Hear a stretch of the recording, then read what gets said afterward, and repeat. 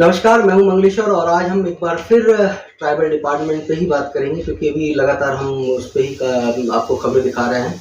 और हम इस बार बात करेंगे कि जो पीटीजी है यहाँ का एकलव्य आवासीय आदर्श आवासीय विद्यालय जो पीवीटीजी है जबलपुर का, यहाँ पर अभी भी जो अनियमितताएं हैं और जो मतलब वहाँ पे अव्यवस्थाएं हैं वो सुधरने का नाम नहीं ले रही हैं। इतना कुछ होने के बावजूद भी कहीं ना कहीं ये देखने में आ रहा है, जानकारी भी आ रही है कि व्यवस्थाएं जो है वहाँ पर सुचारू रूप से चल नहीं रही हैं। अव्यवस्थाओं का दौर अभी भी जारी है। और हमारे साथ में आज मतलब गोंडवाना गणतंत्र पार्टी के जो जबलपुर के जिला अध्यक्ष हैं मोहन उइके जी, वो फिर हमारे साथ में हैं। और मैं उनसे हम इस बार इसलिए बात कर रहे हैं कि इन्होंने ही उस चीज़ को मतलब सामने लाया था, आवाज़ उठाई थी। आवाज़ उन्होंने जो उठाई वो रंग भी लाई। भोपाल से जो अपर आयुक्त थे ट्राइबल डिपार्टमेंट के, वो आए, उन्होंने मतलब वहाँ पे जांच भी की। जांच के बाद में जो शिकायतें थी उसको लेके भी गए, लेकिन अभी तक उसका कुछ नहीं हुआ। जबलपुर से जिला स्तरीय जो जिला कमेटी होती है ट्राइबल डिपार्टमेंट की, उसने भी जांच की है, लेकिन वो जांच अधूरी है अभी तक। और अधूरी क्यों है ये अभी तक इस बात का पता नहीं चल पाया है। लेकिन आज हमारे पास उइके जी हैं, उइके जी ही बताएंगे कि उइके जी अभी 2 दिन पहले ही वहाँ पे लोगों से मिले हैं, अधिकारियों से।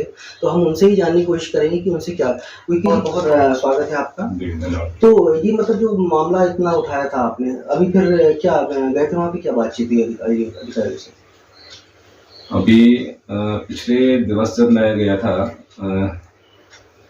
6 तारीख को, तब मेरी मुलाकात एसी साहब से हुई, जैन साहब से। उनसे चर्चाएं में ये समझ में आया कि कार्रवाई नहीं हुई है। मैंने उनसे मांगा कि जो जांच आपने की है, जो जांच कमेटी गठित किया है और जो भी उसमें जांच रिपोर्टें आई होंगी, तो मेरा ये मानना था कि उसमें मुझे जांच प्रतिवेदन की कापी चाहिए थी। वो जांच प्रतिवेदन कापी मुझे उपलब्ध नहीं हो पाएंगे। इसका साफ सुथरा संदेश ये है कि वहाँ पर जांच नहीं हो रही है। जो कमेटी गठित हुई है उसमें जांच नहीं कर रही है। वहाँ पर सिर्फ मुझे ऐसा लगता है कि मुझे बहला फुसलाकर वहाँ पर टाल दिया जाता है। और मैं उनको संदेश देना चाहता हूँ आपके इस चैनल के माध्यम से कि कोई भी ट्राइबल्स के जितने भी एसी हों या डीसी हों, मैं उनको बता देना चाहता हूँ कि वो ट्राइबल्स के बच्चों के साथ खिलवाड़ न करें, नहीं तो उनके साथ संगठन और अभिभावक तो बच्चों के साथ लेके एक ऐसा आंदोलन किया जाएगा कि उनके लिए एक दुखदायी साबित होगा। अच्छा, जब ये मामला सामने लेके आए थे तो आप लोगों को बुलाया गया था, पेरेंट्स की मीटिंग थी, आप भी अभिभावक हैं, आपका भी बच्चा वहाँ पढ़ता है, तो जो वहाँ का जो विद्यालय प्रबंधन है उसके साथ क्या बातचीत हुई थी आपकी जब वहाँ पे मीटिंग थी? जब मीटिंग में वहाँ पर सभी पेरेंट्स को बुलाया गया था, तो वहाँ पर जो भी कमियां थी उन कमियों को लेकर हमने उनके बीच में बात रखी। जब हमने उन बातों को रखा तो वहाँ पर सबका सामने नहीं आई कि उन्होंने जिस तरीके से हमें बताया कि यहाँ पे ये व्यवस्थाएं दुरुस्त हैं, ये व्यवस्थाएं दुरुस्त हैं। जब उन व्यवस्थाओं को हमने प्राथमिकता से बाहर निकल के देखा, जब मीटिंग हॉल में थे उस समय तो ऐसा लगा कि हाँ काफी कुछ अच्छा है। जब हम बाहर आके देखा, बच्चों से संपर्क किया, बच्चों से संपर्क करने के बाद में सारी वास्तविक थी जो वहाँ की थी वो हमारे सामने आई कि वहाँ पे क्या क्या समस्याएं हैं और क्या क्या उनके साथ बच्चों के साथ हरकतें होती हैं, क्या क्या उनसे करवाया जाता है। ये सब सारी बातें हमारे सामने आई हैं, बच्चों ने हमें सारी जानकारी दी है। इनमें से जैसे कि बच्चों ने बताया कि उनसे लैट्रिन वालों तो साफ करवाया जाता है, और उसके बाद जो गैलरी होती है, गैलरी में बच्चों से पोछा लगवाया जाता है।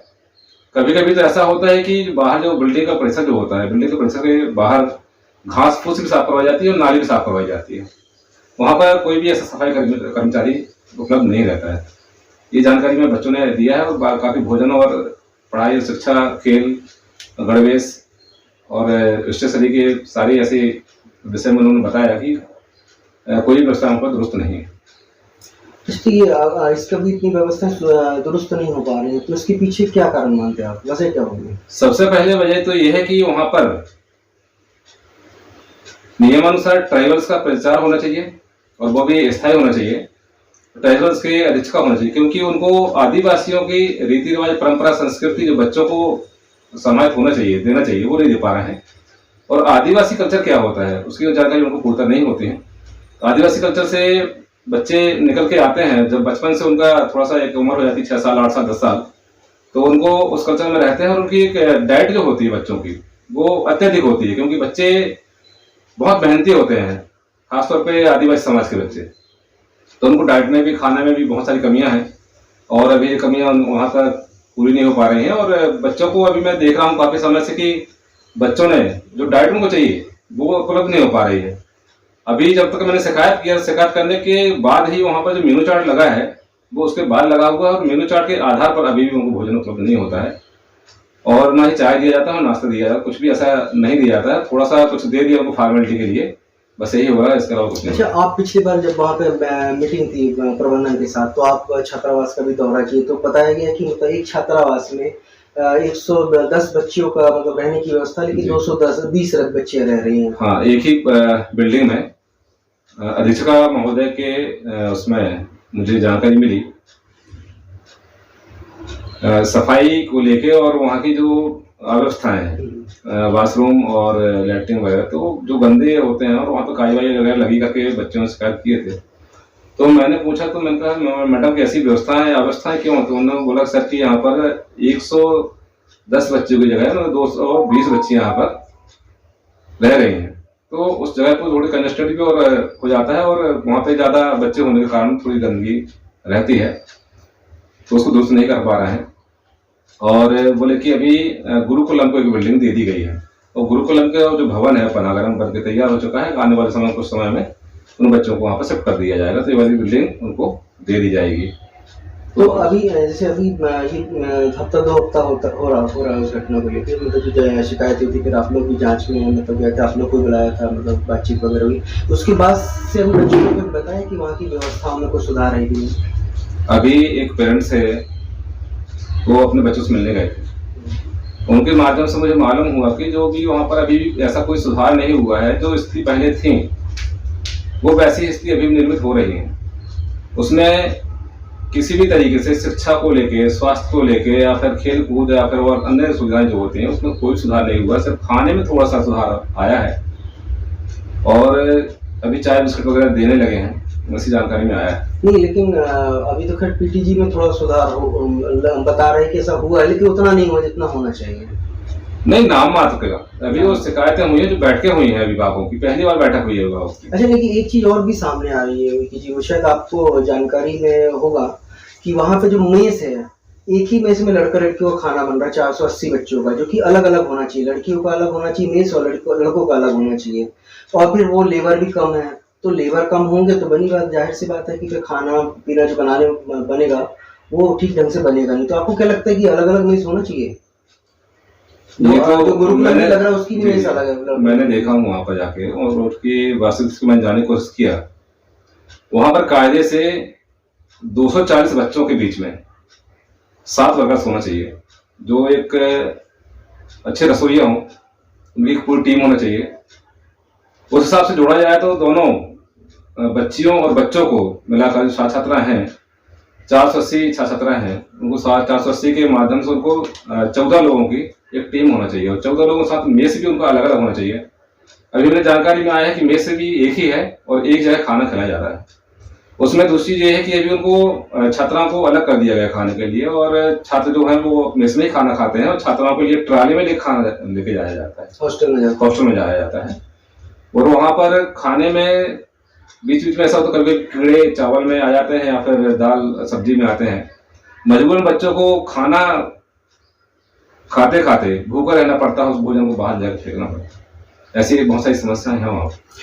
तो जैसे कि मैं बता रहा हूँ आपको कि छात्रावास, जो ट्राइबल डिपार्टमेंट का छात्रावास है, सरकार मतलब करीबन 5 करोड़ रुपए हर एकलव्य आवासीय विद्यालय को देती है।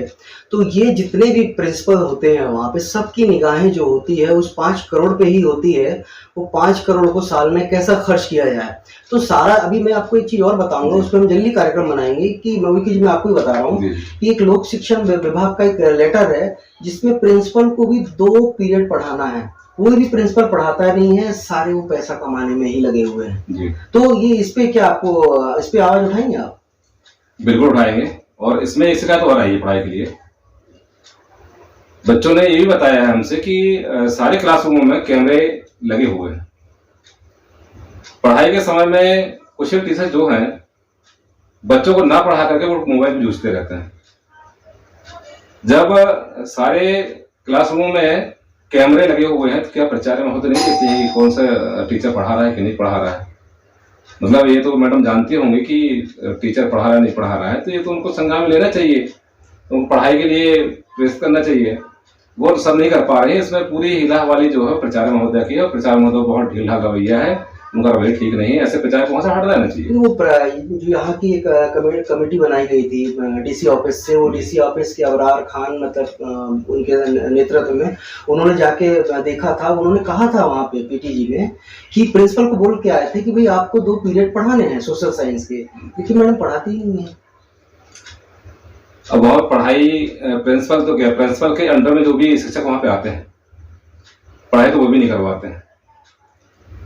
तो रिजल्ट ही अपन ने देखा है, रिजल्ट ही देखा है हमने, कितने परसेंट रिजल्ट आया है। वो कहते हैं कि बच्चे पढ़ते नहीं है, भूखे पेट कहते हैं ना कि कैसे पढ़ेंगे, कैसे पढ़ पाएंगे। जब बच्चे वहाँ भूखे रहते हैं तो वो भूख की तरफ देखेंगे, पढ़ाई की तरफ देखेंगे, उनका मन ही नहीं लगेगा। सबसे पहली प्राथमिकता तो यह है कि बच्चों को भरपेट भोजन मिल जाए। यदि उसको माना जाए कि भरपेट भोजन से बच्चों को नींद आने लगती है, तो ये गलत बात है। जब बच्चे स्वस्थ नहीं रहेंगे तो पढ़ाई कैसे कर पाएंगे? तो स्वस्थ रहें तभी पढ़ाई कर पाएंगे ना। अच्छा विकी जी, कैसी जानकारी ये सामने आ रही है? ये तो बच्चों से मुद्दा हो गया, लेकिन अब हम वहाँ पे स्टाफ की बात करें, प्रिंसिपल हैं जो बरबटी के हैं और पीटीजी के, इन्होंने कुछ अपने रिश्तेदारों को वहाँ पे नौकरी पे रख लिया, ये नॉलेज में है आपको? प्रथम दृष्टा देखा जाए तो नियमावली में वहाँ पर कोई भी ऐसे काम नहीं हो रहे हैं। नियमानुसार सोचा जाए कि वहाँ प्राचार्य जो है वो आदिवासी होना चाहिए और अधीक्षक भी वहाँ पर आदिवासी होना चाहिए, और जो प्राचार्य हैं तो प्राचार्य वहाँ पर स्थायी होना चाहिए, और वो भी साइंस के होना चाहिए और फर्स्ट क्लास होना चाहिए।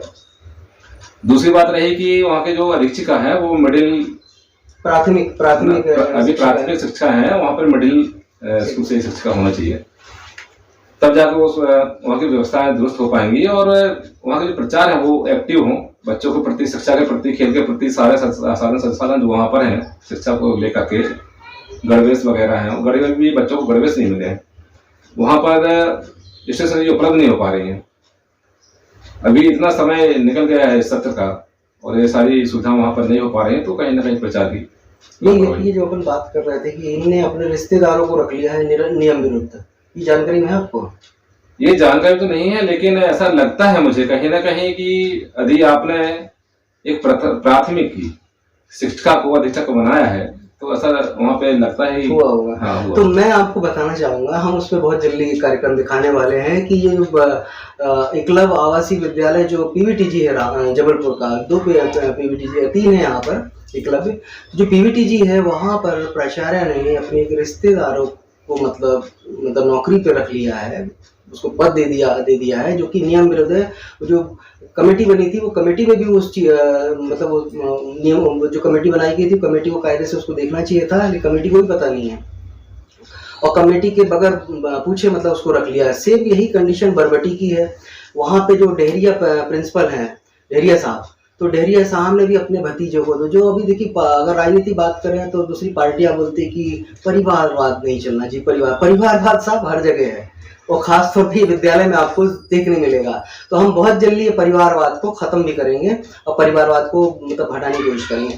तो अभी फिलहाल हम इस मुद्दे पे इतना ही बात करेंगे, हम आगे आपको और भी जानकारी देते रहेंगे। बहुत सी चीजें हैं ऐसी ट्राइबल की, और ये विद्यालय को जबलपुर की बात नहीं कर रहे हैं, हम मध्य प्रदेश की अगर बात करें तो जो एकलव्य ट्राइबल डिपार्टमेंट है, बड़े बड़े घोटाले हैं साहब इसमें, और यहाँ तक कि अभी जो ट्राइबल डिपार्टमेंट की मंत्री है वो भी घोटाले में फंसी हुई है। जो गोंडवाना पार्टी के जो मतलब वहाँ पे राधेश्याम काकोड़िया साहब है, इतना बड़ा आंदोलन खड़ा किया उमरिया में, तो अब सवाल उठता है कि जब मंत्री ही जब उनका ऐसा रहेगा तो साहब संतरी की तो बात ही छोड़ दीजिए, मंत्री और संतरी सब एक ही हैं, तो कुल मिला के एक ही थाली के चट्टे बट्टे हैं, खुद भी खाओ हमें भी खिलाओ और खाते रहो।